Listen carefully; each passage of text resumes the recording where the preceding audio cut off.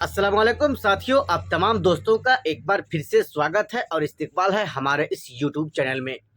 दोस्तों, इस वीडियो में मैं आपके लिए एक बहुत बड़ी जानकारी लेकर हाजिर हुआ हूं।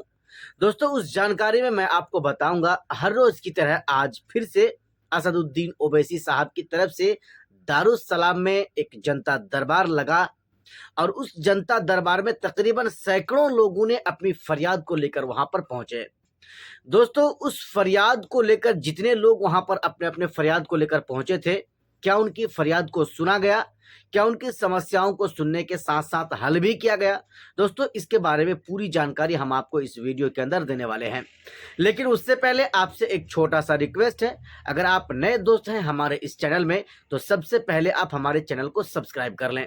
दोस्तों, आइए अब हम आपको लिए चलते हैं असदुद्दीन ओवैसी का उनका लोकसभा क्षेत्र हैदराबाद के दारुसलाम में। हैदराबाद के दारुसलाम एक ऐसी जगह है जहां पर असदुद्दीन ओवैसी और उनके छोटे भाई अकबरुद्दीन ओवैसी और तेलंगाना के जितने भी विधायक हैं वो सब के सब उस दारुसलाम में पहुंचते हैं। दारुसलाम में एक जगह जमा होते हैं और उनकी तरफ से जनता दरबार लगाया जाता है और लोगों की समस्याओं को सुना जाता है। दोस्तों, ये कोई पहली बात नहीं है या कोई नई बात नहीं है।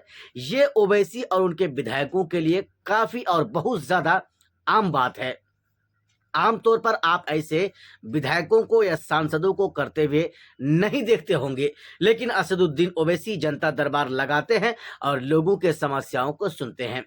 आज की जो बात है, तकरीबन सैकड़ों लोगों ने, सिर्फ मुसलमानों की बात मैं नहीं कर रहा हूं, गैर मुस्लिम भी सैकड़ों लोग वहां पर आज पहुंचे जनता दरबार में ओवैसी के दारुसलाम में, और वहां जाकर ओवैसी को अपनी फरियाद को सुनाया, अपने दिल की बात को सुनाया, उनकी जो समस्याएं हैं उन तमाम समस्याओं को सुनाया और ओवैसी की तरफ से 100% सभी के समस्याओं का समाधान निकाला गया।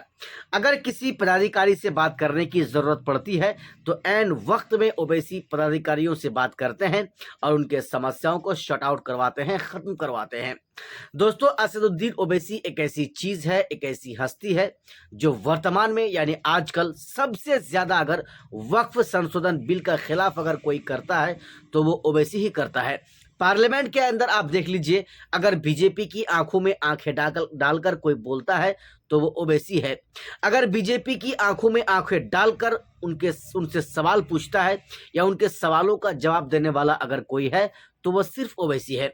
ओवैसी को अगर आप छोड़ दें तो कांग्रेस पार्टी में भी कई मुस्लिम सांसद हैं और भी जो हिंदुस्तान की मुख्तलिफ पार्टियां हैं, तमाम पार्टियों के कई मुसलमान सांसद तो हैं जरूर, लेकिन सबके मुंह में दही जम जाती है और सबके सब ओवैसी को सिर्फ देखता है कि आखिर ओवैसी संसद भवन में कर क्या रहा है।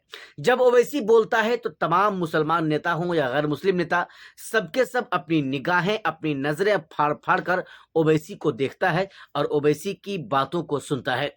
अगर दोस्तों मैं आपको बताऊं वक्फ संशोधन बिल के खिलाफ के बारे में, यूं तो कुछ सांसदों को आप देखेंगे फॉर्मेलिटी निभा रहे हैं, एक दो सेंटेंस जरूर बोल ले रहे हैं, लेकिन अगर किसी ने एड़ी से चोटी तक ताकत लगाया, अगर किसी ने वक्फ संशोधन बिल की मुखालिफत की, वक्फ संशोधन बिल पास नहीं होने के लिए अगर ताकत पुरजोर कोशिश किया, तो उसका नाम ओवैसी है, उसका नाम असदुद्दीन ओवैसी है।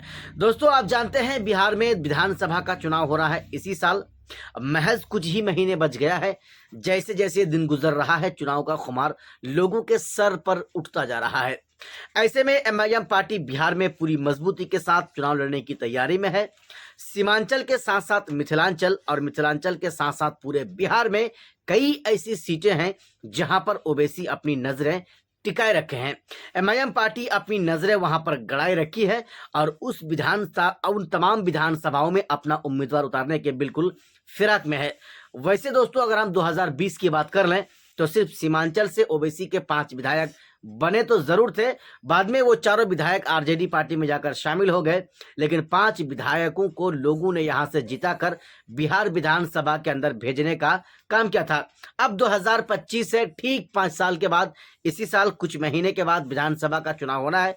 ऐसे में क्या ओवैसी के साथ लोगों का लगाव अभी भी बाकी है या फिर ओवैसी को लोग भूल चुके हैं, या ओवैसी के जो उम्मीदवार होंगे उनके उम्मीदवारों को फिर से जिताकर बिहार विधानसभा भेजेंगे? दोस्तों, कई कई सवाल हैं जो जब समय आएगा तो इन सभी सवालों के जवाब आपके सामने आ जाएगा, हमारे भी सामने आ जाएगा। वर्तमान में दोस्तों स्थिति यह है, ओवैसी को गठबंधन में ले ना ले इससे एमआईएम पार्टी को कोई फर्क नहीं पड़ता।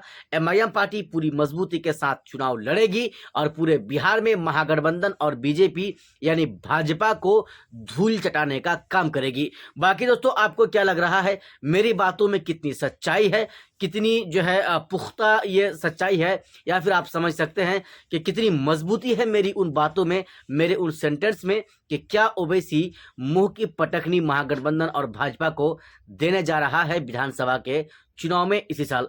दोस्तों आपको हमारे इस वीडियो के नीचे अपनी राय आपको जरूर बताना है कि आप इस बार खास करके किस पार्टी के कौन सा उम्मीदवार को अगले 5 साल के लिए आप विधायक बनाना चाहते हैं।